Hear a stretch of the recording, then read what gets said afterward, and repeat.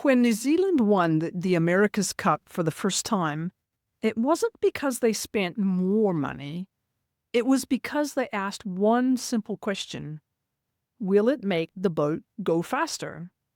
Now, that same philosophy drives how Colin Clapp approaches content optimization in today's AI-driven world.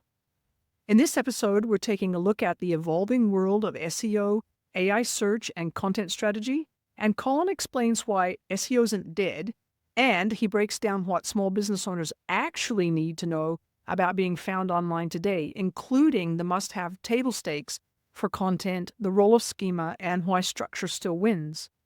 Now, Colin Clapp has been in the trenches of content marketing for years, and he's adapted like a pro to every major shift, including the AI boom. He doesn't just theorize, he builds frameworks like one-click content optimization.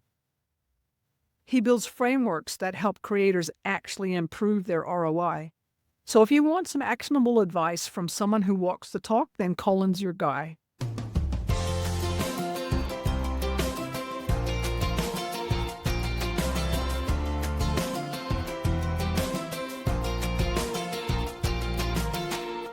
Welcome to the Online Business Launchpad podcast. I'm Trudy Rankin, and I help people who need a flexible work-from-home option grow the online side of their business so they can earn more, stress less, and have greater freedom in how they live. I've been talking with Colin off and on for quite a number of years now, and he originally, at least when I knew him, started out doing SEO, and I was interested in SEO. And then the world's changed, and we've had so many people say SEO is dead, it's dead.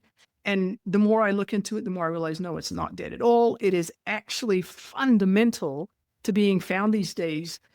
But there's an extra added layer to it now in terms of how do you get found on AI search. And I was watching a video, it popped up in my feed actually, when I listened to it. And Colin there's a YouTube video talking about kind of the pillars of this whole new world of being found on AI via AI search. And I thought, I need Colin to come and talk to us about that. And then as I was talking to Colin just before we got started, it's even more than that. It's about thinking about content as an asset. And what do you have to do to continually make that content better, easier to create, more findable, all those things so that you're getting a really great ROI on the time that you spend on creating this content. And so, Colin, thank you so much for being on the podcast. It's really great to have you here. Good to be back. I'm not too sure how long ago it was since the last one, but I do remember it. It has actually been a while. I have to actually go back and just check it out and just find the number and stuff because it's been a while. But I thought, it's the world's changed since then, and you're still around. You're still doing what you do, what you're good at, but you've evolved to match where we're at. And I just think it'd be great if you could share with people just a little bit about what you did and how you have evolved what you've done so people are clear about what it is that you do and how. Yeah, I would say this concept of traditional SEO, search platforms, Google, Bing, that saying traditional SEO didn't exist a few years ago. But now that the AI platforms have search capability, that is the kind of polarization of content optimization that people are seeing. Traditional search engines, and I'm being very careful of my words here, I'm not saying versus AI search engines. It's traditional search engines and AI search engines. The evolution is that they coexist. It's not one or the other. I think I mentioned it in that video you brought up. A lot of people are seeing it as one or the other, and they're trying to invest in one, not realizing how they're interlinked. So it's the evolution of SEO. And I mean, you've heard me talk about this before, like the library analogy about content being found. You go back to cavemen and stone findings. The principles of how humans consume content hasn't changed. Just the mechanisms of how we find it, the indexing systems are just very different. You didn't need an index system when you were carving stone slabs, but then the library system was all about indexing, and that made things more easily researchable and readable. Well, if you think about Google, that's all they did. They just built the world's largest library of indexation. And, that's what really underpins their algorithm and everything that goes with it. And we all have to interpret that indexing system. And now we have new search platforms. But again, underneath that is some layer of indexation. AI search platforms don't magically go, I'm just going to pluck this and I'm going to pluck that. Fundamentally, they're still using an evolution of an indexing system. So if you can understand it in those very simple terms, then it just makes it a little bit more, shall we say, doable when you're thinking about how you're going to improve your own content. So does that answer your question? Yeah, so that gives a bit of a wider context around the topic. And I'm curious as you've made this, it's not been a switch really, it's been adding an extra layer on top of the SEO that you were doing in the past. Can you talk a little bit about your journey, you as a person and your business? How have you made that I'll call it an uplift, if you like, from how it used to be until what it is now? Because you haven't thrown anything away from the past, but what have you done to make that leap? That's a really interesting question, because on one level, we could argue that we haven't done anything, because we were always applying the fundamentals of content structure, competitive data, that a lot of people just simply weren't doing. And that foundational structure has just really come to the fore now, even more, because when the AI platforms are looking for a way to surface whatever, they need that structure even more than the traditional search engines. Now, there are technical nuances to what degree and how far you can keep going with it, but a lot of our content started to rise without us doing anything extra, because we'd already come at it with a solid framework that when there was more competition with just traditional, we were just a small player. Well, I mean, we're still a small player on some of our sites, but the numbers just keep growing. And, people, like you said earlier, people say SEO is dead. Well, not. Our numbers are growing threefold on clicks, fivefold on impressions. And this is just fundamental good structure. Do you want to talk about that just a little bit? So let's just imagine for a moment that there's a small business owner who's been around for maybe a couple of years, long enough to come in right in the middle of all the helpful content update upsets and all of the, oh, woe is me, SEO is dead, and all the confusion and the chaos. And they've thought about, how are people going to find me? How do I make sure people can find me in the future? What kind of fundamental things should they have in place to make sure that people can actually find them? So from a pure content point of view, the structure is just a good hierarchical heading structure. So I will assume that it's a given metadata and SEO titles, meta descriptions. Those are like the sort of table stakes. But even if you write those sort of good things, as you mentioned earlier, helpful content, that's just good old-fashioned, interesting content. If you pick up a book and you're bored by it, you're going to put it down. So first things first, make your content helpful or interesting or both, or entertaining. That's true of any kind of communication platform. You wouldn't, if you got bored watching a show, you'd leave. If the entertainer cannot engage you, then you're going to leave. Well, the same applies with content. So obviously in the modern era, people are more into bite-sized content, but that also comes in reading. I'm a bit older and I probably pay a lot of attention to grammar and structure and stuff like that. But now you've got to write in shorter sentences and stuff like that. Now, I'm perhaps going a little bit ahead of myself. But your question was about someone. First things first, don't write for the search engines, whether you're writing for AI platforms or traditional. Write with a view to entertain your audience, whoever that audience may be. Entertain, inform, inspire, whatever it is you're trying to link it to your goods and services. And that means people will pass it on, etc., etc. But then if you come to the sort of nuances of trying to be found, then that's when the structure comes. Break it up with headings, hierarchical, break it up with questions, break it up with images, so it's more skimmable. Things like that. So I want to come back a little to what you said when you started to answer that question. And you said that some of the things that are there are just table stakes. However, I'm thinking in the back of my head that if there are, and I know there are, people out there who really seriously have only just started in the last couple of years, and because they keep hearing this whole SEO is dead thing, they may be really confused as to about what those table stakes are. Maybe you could just go through That's a and good just point. maybe just talk about the table stakes, the things that you actually have to have no matter what. Yeah, absolutely. So from a traditional SEO point of view, the URL, you want that to be informative. You want the SEO title, which could be the same as the title of the piece, but they don't have to be. You want that to be informative. With or without keywords, it still needs to be informative. And then the description needs to be something compelling. And when we say the description, that's the thing that you will see when you type in a phrase on a search engine, a traditional search engine. That's the description of the link that will come up. So I'm ignoring things like ads and sponsorship and stuff like that, but just how you're going to show up, regardless of where you're going to show up.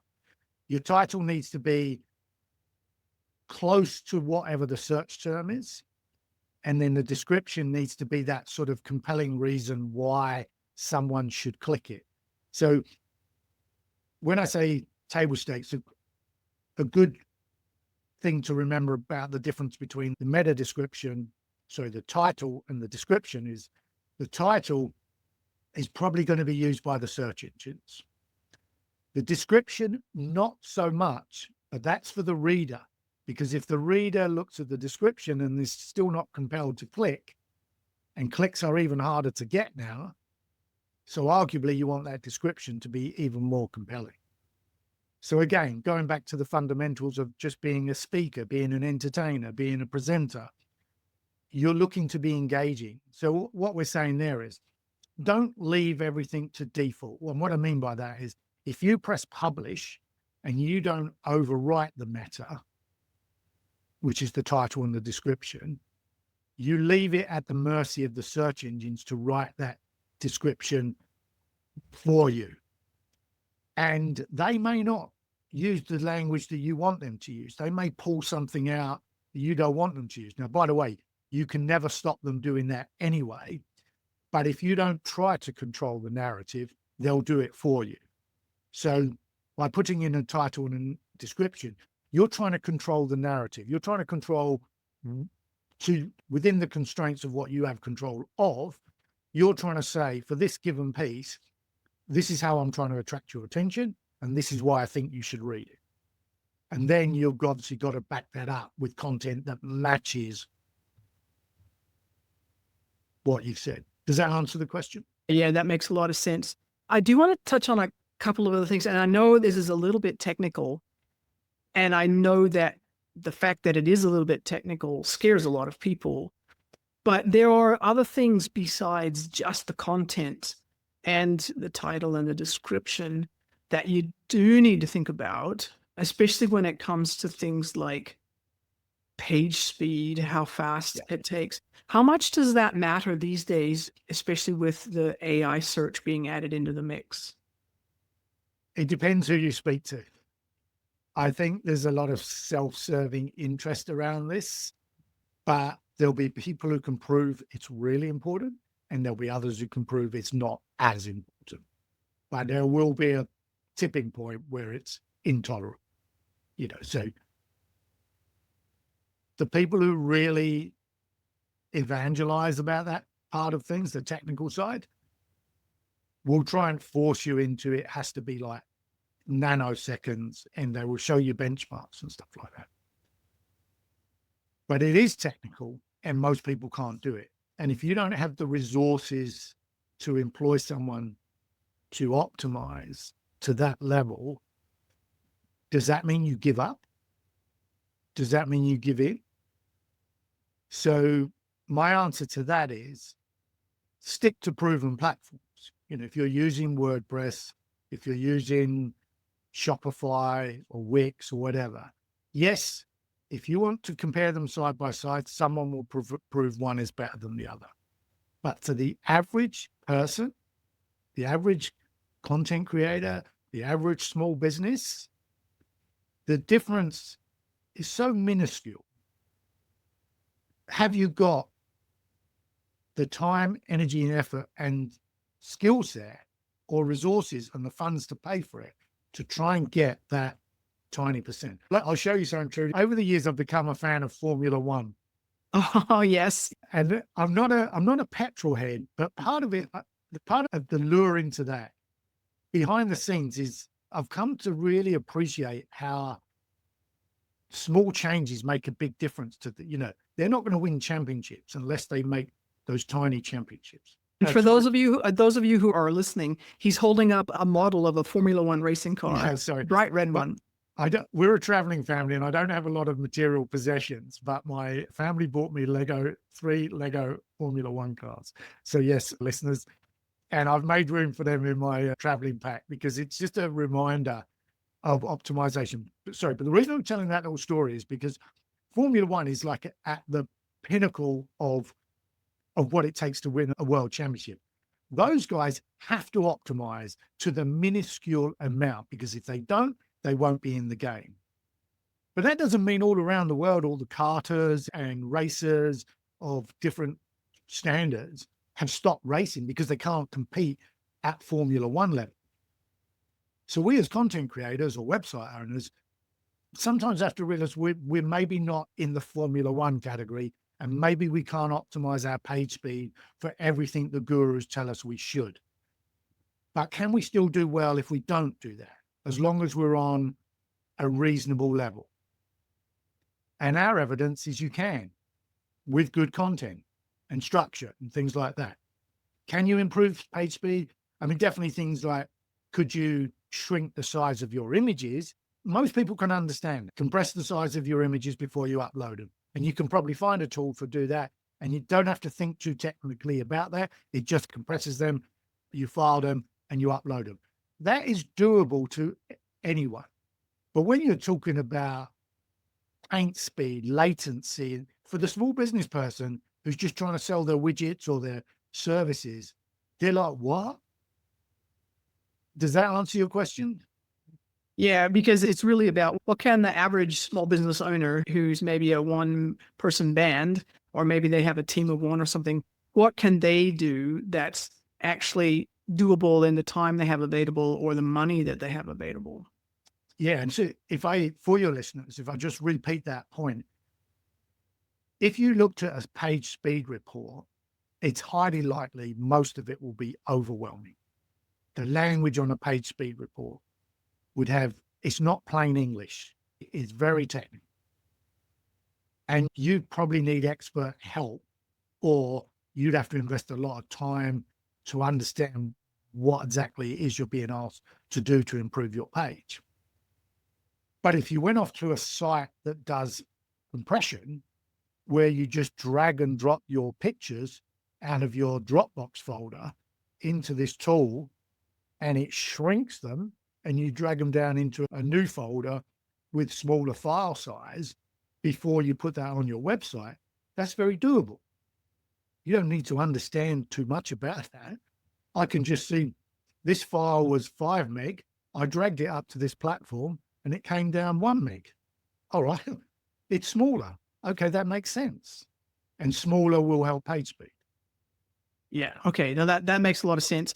One of the other things that usually comes up in the technical too scary to do thing is basically, and I'm not going to use the technical words for it, but it's really basically a bit of a map of what's on your website. And you mentioned this at the beginning too. It's about the structure of your content and how you've laid it out, or whether, is it a whole mess of, it's like somebody's taken a whole bunch of board games and thrown all the pieces onto the floor and mixed them all up and then said, okay, now go and find what you're looking for.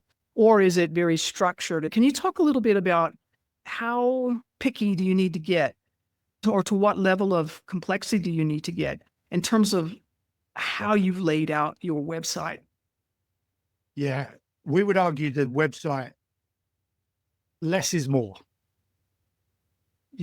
Plenty of white space, easy to navigate.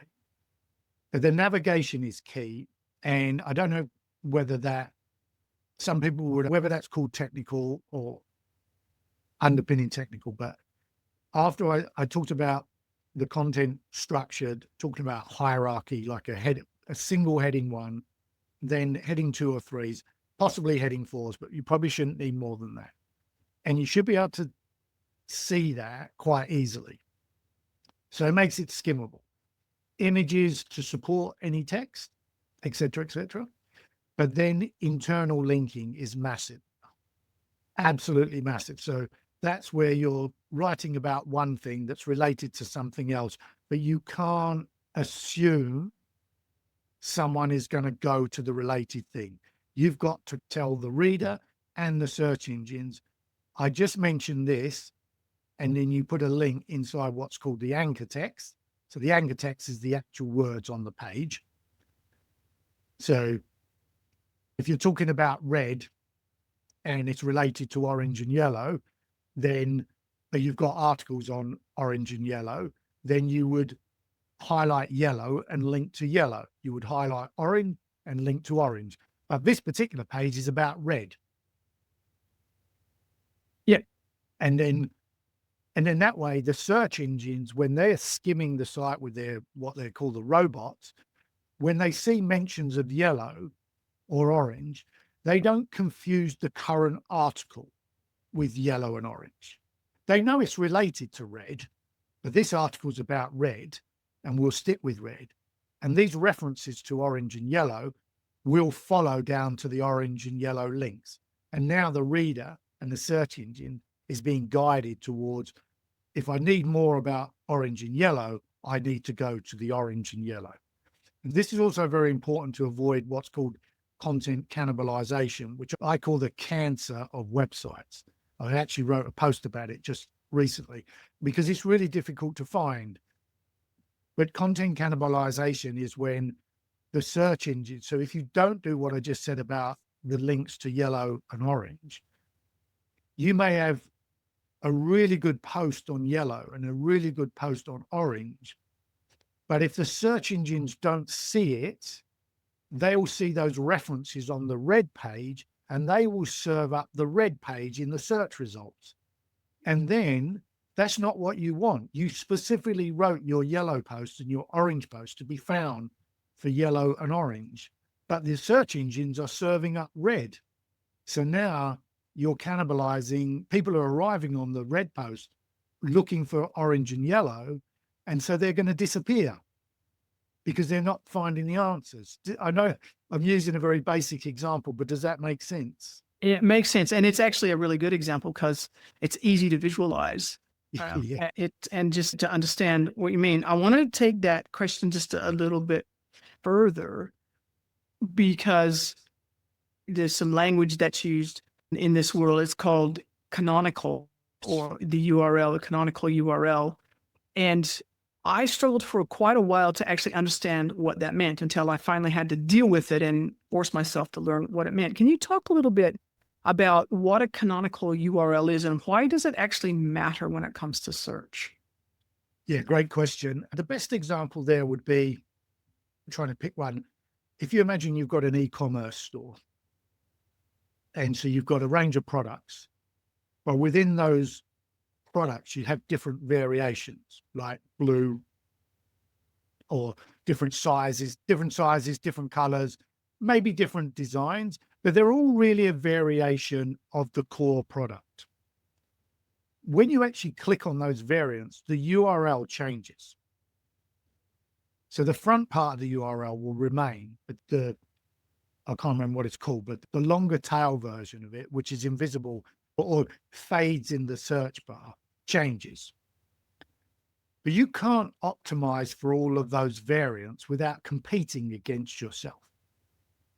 So what you really want to do is go, well, what is the core thing that we're offering? What is the core thing that people are searching for? So it might be dress style A, but they're not searching for blue dress style A or red dress style A or dress style with a neck. So you take all of those variants and you canonicalize them to a single URL. And that is going to make sure that all the variants, when people are searching for the main thing, are just being served up that one URL. Of course, when they're on the site, you want to make it easy that they can choose the color or choose the size or choose whatever other variant may be possible. But if you don't get them there in the first place, then they're not even going to do that. Does that make sense? Yeah, it makes sense. Definitely. And then I want to just expand the question even just a little bit further, because one of the things that has been, it's been changing for a while, but it's become a lot more obvious recently. And that is, as we've already mentioned, you've got your traditional search and you've got your AI search. And the AI search is a new way for people to find you. And so when I look at my analytics, which people should be doing on a regular basis, you know, you look and see, and you can see that AI search, the numbers of people coming to my website anyway, are increasing from AI search. But if you're just getting into this side of things and you're wanting to increase the visibility just on AI searches, and I'm assuming that we've already got a solid foundation around the SEO side of things, so you've got those bits in place, but what would be some of the nuances to actually being visible to the AI search tools or platforms so that, and that's two questions. What do you have to do to be visible? And what do you have to do for them to pick you to show to people who are searching? Yeah, so it's a great question. And Trudy talked about at the beginning, these 5 pillars that we talked about. Well, pillar 1 is the content structure, and I've talked about that, so I won't repeat about that. Pillar 2 is about the cross-platform authority building, and you can circle back to that one, Trudy. But the underlying one of this, the answer to the question you just asked, would be pillar 3, which is the technical foundations. Now, this unfortunately is, I mean, it's technical. I'm not going to try and skirt around this, because unfortunately, this isn't something the layman will naturally get quickly. Doesn't mean they can't get it.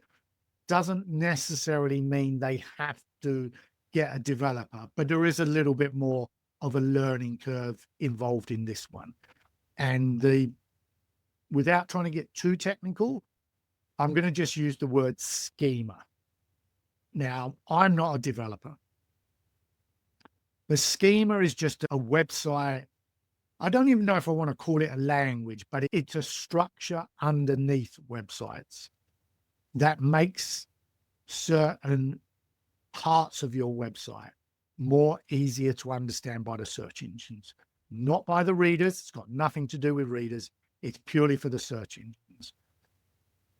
And I'll say, unfortunately, the AI platforms need that more than the traditional search engines, because they're not the AI search engines aren't as familiar with the content. So they haven't been able to index the structure. Sorry, they haven't been able to index the content. They're relying on Google and the other search engines to help them out as they find their own way. But the schema is a kind of style underneath that they can relate to. So as I say, this is more technical, but there'll be schema for questions. There'll be schema for products. There'll be schema for contact. There'll be schema for organization. And what that means is, let's say you have a contact page. Anyone can open up a WordPress page or whatever, a Wix page, and they could say, this is how you contact us. You know, this is the name of our company. This is our address. This is our telephone number. These are our email addresses. These are our YouTube. These are our social media channels.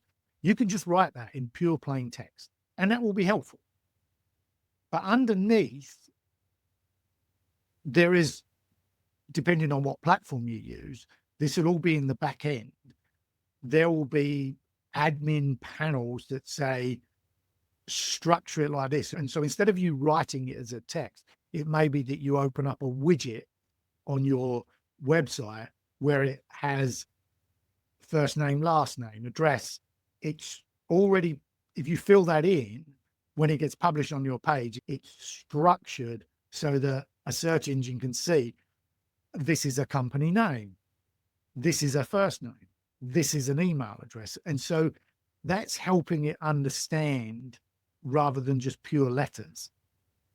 Does that make sense? Yeah, it's almost, I'm using an analogy that might resonate with people. It's almost like using a template.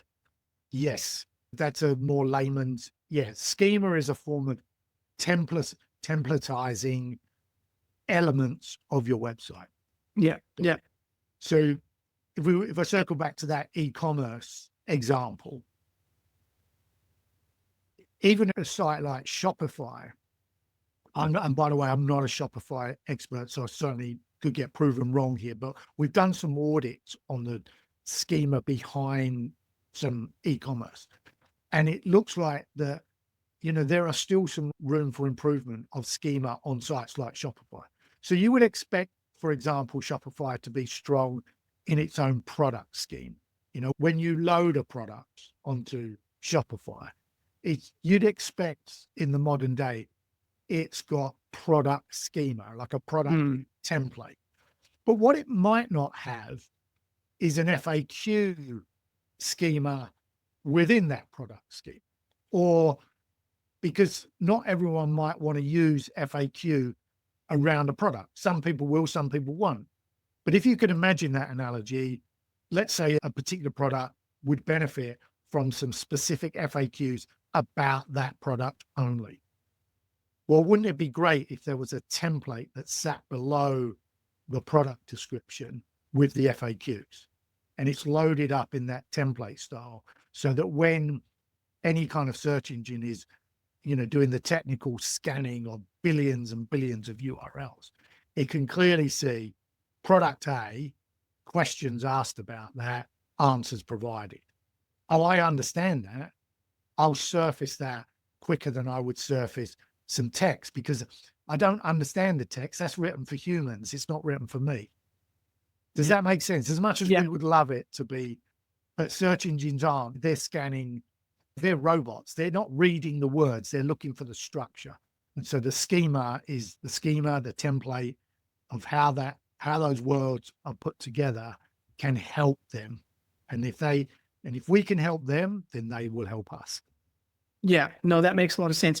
I guess the question that I think some listeners would be asking is, that we understand the concept of a schema, or kind of like in the more layman's terms, a templated way of describing what's on a page. What do people do who might not necessarily be a developer? What do you do to make sure that's going to be optimized so that AI search engines can pick it up? It's certainly easier than it was. So, we primarily just work with WordPress sites, so we're not highly experienced with the other ones. But as an example, most WordPress sites now, it's drag and drop of elements or click to add X, Y, Z. And so if you're, even if you're inexperienced, you might just go click new paragraph and write name, address, contact details. But just with a little slowdown, you click plus and you search FAQ, and WordPress will probably have a module within your theme that pulls up a little widget for FAQs. And now you just fill in the widget instead of type in the text. Does that answer the question? Yeah, no, that makes sense. Basically use whatever tool you use to create your website, it should have the ability for you to be able to use what it has, and it will create that schema underneath. Yeah. You just need to have enough presence to realize, could I, this comes back to what I said right at the beginning, continuous and never ending improvement. If you start out and that you've got a contact page and it's just filled out with your text, and you learn that it could be structured behind the scenes differently, put aside a few minutes just to log into the back end, see if you can find some kind of widget or module. Google, what is the name of a structured template for contact details, or what's the name of a structured template for addresses. Addresses would be a very good one. FAQs, etc., etc. Is there a way I could do that better? Google it, and before you know it, someone have said, it's called this in WordPress. Okay, so now I just click that, I look for that arrives on my screen, and I fill it out rather than writing freeform. And that to me is, you deserve results for that, because you took the few minutes to try to improve can you make your car go faster? As mentioned to Trudy earlier, we've talked about a philosophy we now have about one-click content optimization, but it was founded on the New Zealand America's Cup team winning the America's Cup for the first time, where they had a philosophy: will it make the boat go faster? And they never invested anything in that boat unless they believed it would make the boat go faster and they could win the cup. So I have a lot of time for people who are just willing to stop for a second and ask that question: will it make the boat go faster? Will it make the car go faster? Will it improve content ROI? So in some cases, that invisible template, that invisible schema will make a difference. And that's the thing. It's invisible to the layman, but it's going to help you show up to the people who need, which is in this case, the AI search platforms. And the traditional ones, that schema for certain things like products, FAQs, addresses, contact details, organization details, authors is another one. So we talked about cross-platform authority being pillar 2. We haven't talked about that much, but there is a schema for author. So that would get your first name right, your second name, it may have your reviews about you, or it may have this. So it's, rather than you writing about yourself, you structure it in author schema, so that when search engines are trying to link relationships, they know that this entity, Trudy, Colin, that is the same person. That's a really good point. I hadn't thought about using an author schema. That's something definitely to think about. Colin, it's been fantastic talking with you about this. We could talk about this for a long time, and we haven't even gotten deep into some of the other bits that we could have cross-platform authority building. But I would highly recommend to people that you go and watch that same video that I did. I'll put a link in the show notes so that you can go and listen and watch and just get a better sense about where things are today in terms of how can you build off of your traditional SEO work that you've done, and what do you need to do to be able to be visible in this new context. It's not getting rid of the old, it's just widening out, what you have to work on and how to do it so that you can be found. And Colin, if people are interested in finding out more about you or what you do, or how to even get in touch with you if they'd like your help, where would they go?